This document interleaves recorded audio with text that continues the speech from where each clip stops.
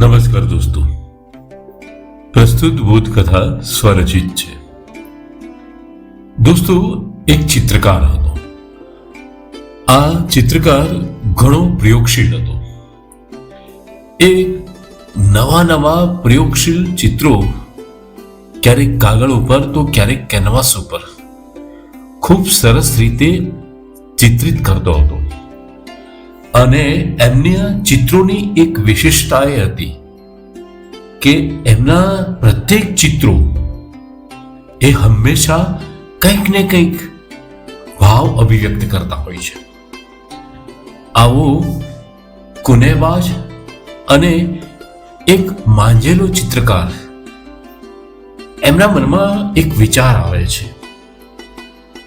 એ વિચારને પોતે કેનવાસ ઉપર ચિત્રના સ્વરૂપે ઉતારવા માંગે છે. એમના વિચારનો ભાવ એ હતો કે ચિત્રની અંદર પ્રેમ, ત્યાગ, આનંદ અને શાંતિ, આ માનવીય ચાર ભાવો એમના એક ચિત્રની અંદર અભિવ્યક્ત થાય. આવું એમને ચિત્ર બનાવવું હતું. એમની મનની અંદર આવી કલ્પના રચાઈ રહી હતી. એમણે ઘણા બધા વાસ્તવવાદી ચિત્રો પણ બનાવ્યા હતા, પરંતુ આ એમનું ચિત્ર જાણે પ્રિય ચિત્ર બનવાનું હોય એ રીતે એ સતત એ ચિત્રના નિર્માણ પાછળ સતત ચિંતન કરતો હતો. ઘણો બધો સમય જાય છે, પરંતુ પ્રેમ, ત્યાગ, આનંદ અને શાંતિ, આ ચારેય માનવીય ભાવ એક જ ચિત્રની અંદર કેવી રીતે નિરૂપિત કરવા, એ આખો પ્લાન, એ ભાવ અભિવ્યક્તિ એ બરોબર બંધ બેસતી નહોતી. એટલા માટે એ હાથમાં પોતાની રંગબેરંગી પીંછીઓ હાથમાં લઈ પણ કેનવાસ ઉપર આ ભાવને અભિપ્રેત નતા કરી શકતા. ઘણો સમય પસાર થાય છે, એમનું ચિંતન સતત ચાલુ હોય છે. એટલે એમણે વિચાર્યું કે હું થોડીક યાત્રા કરું, હું અલગ અલગ ઠેકાણે જાઉં, જેથી કરીને પ્રેમ, ત્યાગ, આનંદ અને શાંતિ જેવા માનવીય ભાવો મને કોઈ સ્થળેથી મળે અને એની પ્રેરણા લઈ અને મારા ચિત્રની અંદર એમને નિરૂપિત કરું.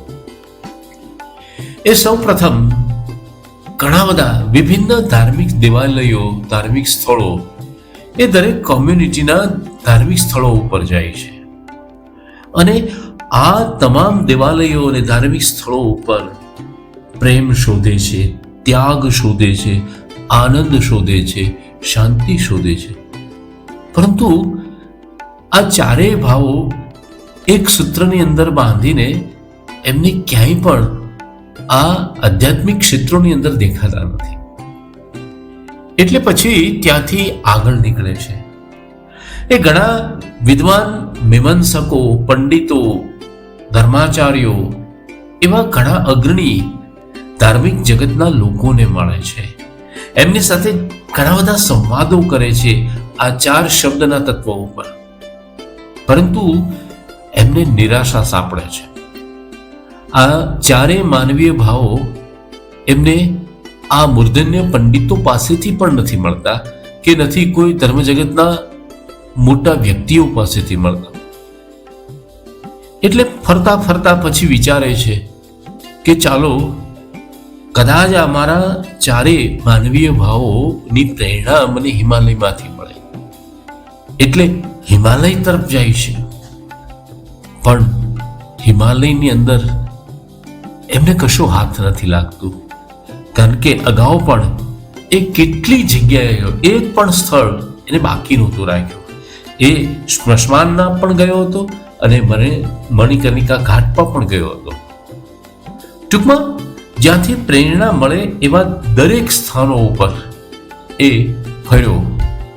ઘણા બધા મહિનાઓ વીતી ગયા, પરંતુ આ ચાર માનવીય ભાવો એક સાથે ચિત્રની અંદર સંકલિત કરવા એવી એમને પ્રેરણા ક્યાંયથી ન મળી. કારણ કે એમને આ ચિત્ર ઘણું બધું વાસ્તવિક દર્શાવવું હતું. એટલે એનું ચિંતન અને સૂક્ષ્મ તત્વ બધા આમાં નિરૂપિત કરવા હતા.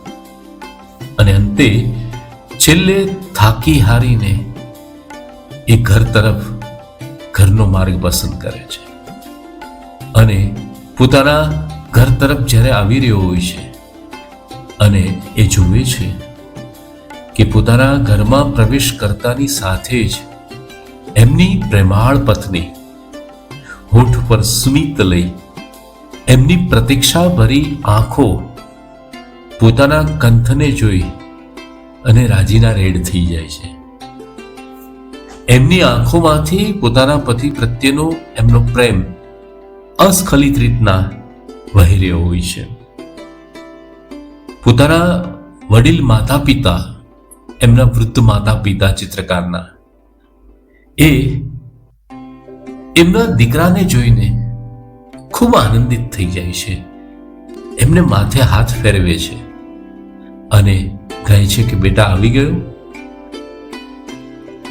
ફળિયાની અંદર પોતાના પિતાને આવેલા જોઈ બાળકો પણ આનંદિત થઈ જાય છે. એમનું નિર્દોષ અને નિખાલસ હાસ્ય પિતા ચિત્રકારને આ તમામ યાત્રાઓનો થાકોડો ક્ષણવારની અંદર જ ઉતારી દીધો હોય એવું લાગે છે.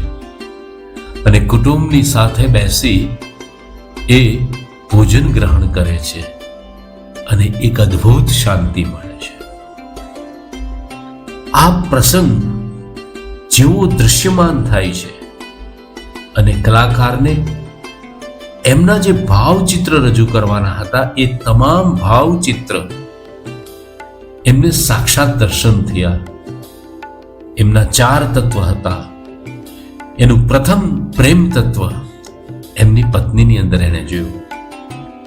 પોતાના વૃદ્ધ માતા પિતા જેને પોતાના જીવન ઘડતર માટે એટલે કે ચિત્રકારના જીવન ઘડતર માટે પોતાનું સઘળું સમર્પિત કરી દીધું. પોતાના જીવનના મહત્વના સમય એ બાળક ઘડતર માટે એને આપી દીધો. માતા પિતાના આ મનોભાવથી ચિત્રકારને ત્યાગની ભાવના શું કહેવાય એ એમનું ભાવ વિશ્વ ખુલી ગયું. અને પોતાના બાળકો આનંદથી રમતા હતા, એમનું નિખાલસ સ્મિત, એ દ્રશ્ય ઉપરથી ચિત્રકારને આનંદની પ્રેરણા મળી. અને પ્રેમ, ત્યાગ અને આનંદ આમનું સંકલન થાય છે એટલે શાંતિ આપોઆપ આવે છે. અને ચિત્રકારે આ સમગ્ર દૃશ્યને એક સાથે એક જ કેનવાસની અંદર પ્રેમ, ત્યાગ, આનંદ અને શાંતિ એક જ કેનવાસની અંદર એનું ચિત્રાંકન કર્યું. એ ચિત્રાંકન એટલે ઘર. દોસ્તો, ઘણા બધા ભટકે છે, એમને ખબર નથી કે આ માર્ગ ક્યાં જાય છે, છતાં એક ભીડ દોડી રાખે છે અને બધા ભીડનો હિસ્સો બનતા જાય છે. એટલે જીવનના માધુર્યને માણ્યા વગર જે સતત ભાગ્યા જ રાખે છે એને ખબર પણ નથી કે એને ક્યાં જવાનું છે. આ અંધ ધાર્મિક મૂર્ખતા છે. વાસ્તવમાં જગતનું શ્રેષ્ઠ તીર્થ એ તમારું ઘર છે, એ તમારા ઘરના સભ્યો છે. પ્રેમ, ત્યાગ, કરુણા, આનંદ, શાંતિ, માનવીય સકારાત્મક ભાવ એ આપણને આપણા ઘરમાંથી મળતા હોય છે.